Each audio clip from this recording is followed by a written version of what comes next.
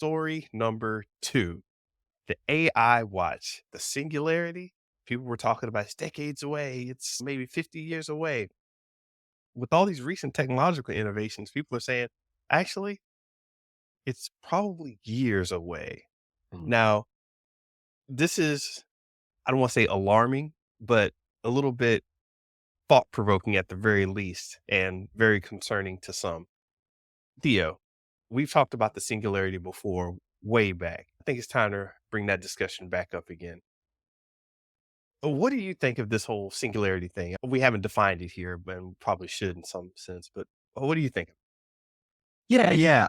Yeah, make sure I understand it. The singularity, a sense of the time where AI has I get confused a little bit. Is it the time where we have what they called, I forgot what the term was, but is it going to be a time where the AI is intelligently smarter than us, or able to replicate itself faster than we can keep up, or innovate faster than we can keep up? What's the exact terminology, or how do you think we can define it?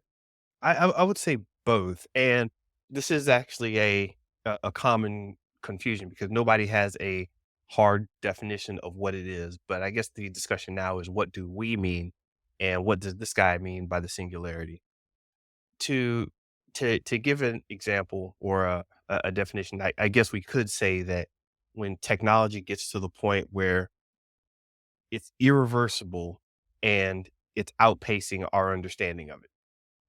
So we've reached a point where you make a technology and you're like, listen, I don't even totally understand this technology, but it's going out and I can't keep up with it. Well, why are you putting the technology out? Because that company did and this company did. And if you have computers coding other computers and robots coding other robots, then all of a sudden it's going to get to a point where we're just trying to manage the system as it's spiraling out of our control, as opposed to controlling everything, calling up Microsoft, calling up the NSA and saying, "Hey, we're doing this, we're doing that." It's going to be like, "Hey, let me call up the NSA and say, oh my God, it did something we didn't expect. Prepare Be your prepared. servers." Yeah. Like, yeah, and I think we talked about this too. There was a guest on the Real Time with Bill Maher. He was the guru that used to work for Meta. He talked about how social media was built to create enragement, because enragement equals engagement. Mhm. So that's why we have these tribes, and a lot of arguing back and forth in social media, because that was what it was built for, right? It's not a bug, it's a feature, because they knew people get engaged, enraged, they stay on the platform longer. And so that's why we have a democracy at risk. Likewise, AI, because there's no guardrails on it, and the fact that these companies are competing to get more powerful engines and getting that out there and showing my stuff can do this and your stuff is better than your stuff. There's no guard. So now we're gonna have unchecked growth. And to your point, it's getting to a point where that's probably why the singularity is happening faster, because there's competition involved. And now when that happens, people are just trying to build a bigger mousetrap. They think there's opportunities for to capture market share, right? Fast as possible. They're not putting any thought into what would happen when these tools get out of control. And that's the problem. They're not designed to be, there's no sense of the problem with capitalism. Sometimes is great in a lot of ways, but the problem with unchecked growth leads to a lot of inequities and a lot of other issues that we can't even fathom, right? Mhm.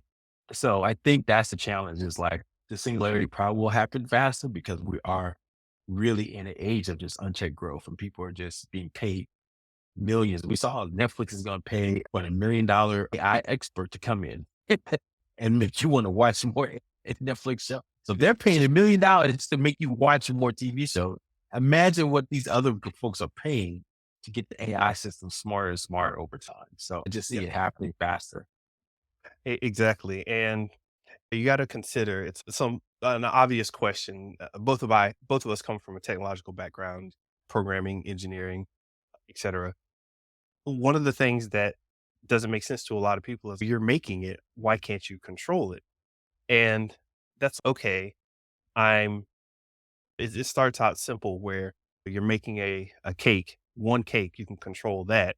But let's say you're in a kitchen with 50 50 ovens and you have 50 kids, little kids who are very smart and intelligent, but they're kids. And they're like, we want to make a cake. And you're like, okay, grab your eggs, go run, make a cake. And you're like, oh God, I hope this all works out. And when they say it's irreversible, why is it irreversible? It's because the person across the street has 45 kids baking cakes and you got to beat them. And it's just this continual race. And you can't just stop baking cakes because then your entire business goes away, you get sued. And that's the human methodological side of it, where it's, I have to follow along in this path. I'm stuck or the business goes away. And a lot of these businesses are contracted by law to make profit and do its best for the company.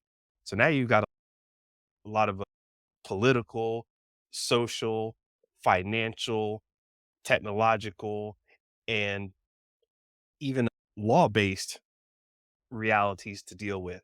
And that's a hard train to stop altogether. And I get it where it's just make it stop. And it's like Elon Musk and all these other people had commissions where they're like, hey, we need to slow down AI. Guess what didn't happen? We didn't slow down AI. It doesn't look like it's going to slow down because if we stop, Well, go ahead.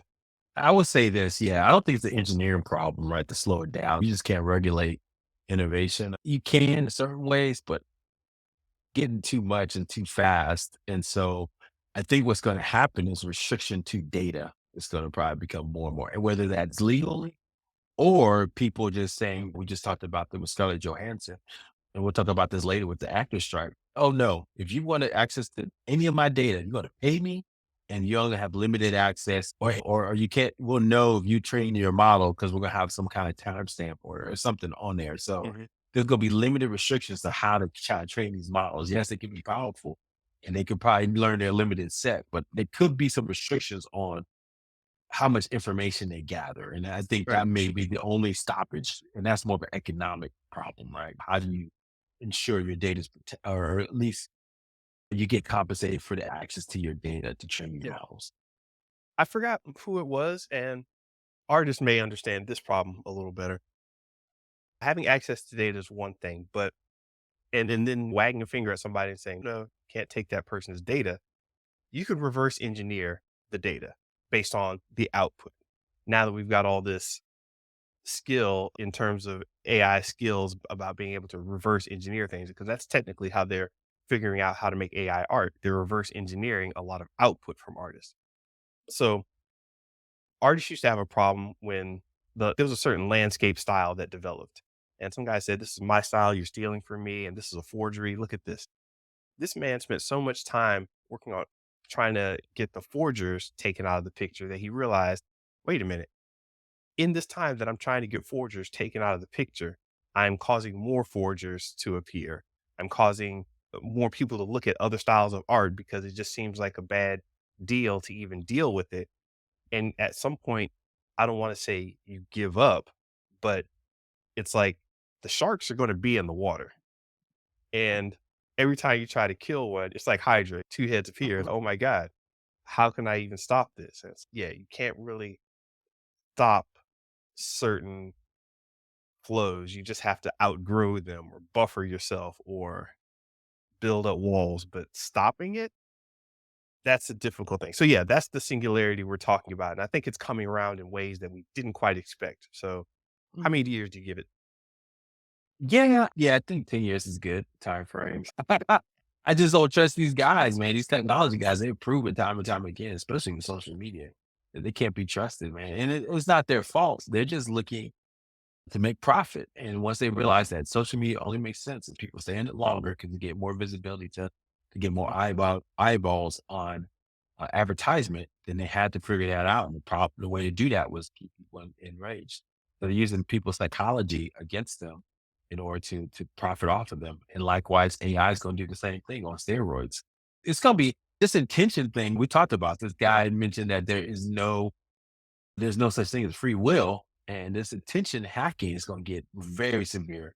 Literally right before this call, we were trying to get prepared. I was looking at something on Facebook to prepare for this. I got distracted. And so just like that, it's just like they know what things, and it's getting better and better, and AI is enhancing that. but also the AI agent is learning more and more about human behavior. It probably knows more about us than we know about ourselves from a human behavior standpoint. Yes, in a way that we don't understand that they know, Yes, which is exactly. It's scary. what is that quote? There was this old man who was scared. I forgot the situation in the story, but the old man was scared, and they're like, "What's wrong?" He's looking out into the forest. Somewhere out there, somebody that I don't know is doing God knows what. He just kinda like rubbing his chin, looking out into the forest, and I was like, "Dang, that's a deep thought." Somebody is doing God knows what. Exactly. That's how it is, man.